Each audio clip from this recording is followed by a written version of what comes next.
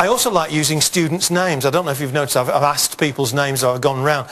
But if you're not careful, when dealing with chronic misbehaviour, we tend to use names in a very negative way. For instance, let me just pick one. Sir, I don't know your first name. Mike. Mike. Okay, so chances are, if Mike is a chronic misbehaviour problem in my classroom, the chances are if I'm going to use Mike, you don't have to behave it, Mike. If I'm going to use the word Mike, it'll sound something like this. Mike. It's loud, isn't it, for a start off. And the ending of the word goes down. Mike. Or maybe even flat. Mike. What I'm trying to do in the use of the student's name is to try to get the attention of the student and also make them feel like I'm not actually wound up and angry. So I may use the word Mike in this way. In other words, I'll use my sentence going up at the end. A little bit like our friends in the Southern Hemisphere. They always finish their sentence going up at the end. So it'll be Mike. Mike. Listen to the difference when I'm trying to speak to Mike. Mike. Mike.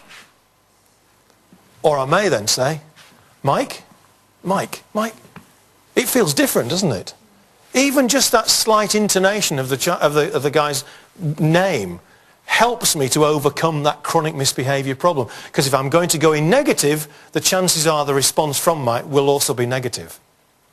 So I'm aiming to come in positive. Yes, on one of the previous sessions we looked at asking people to stop doing things, and one of the ideas was that rather than saying please don't do this, or I would like you to stop doing this please, we would say would you stop doing this, thank you, and then move away.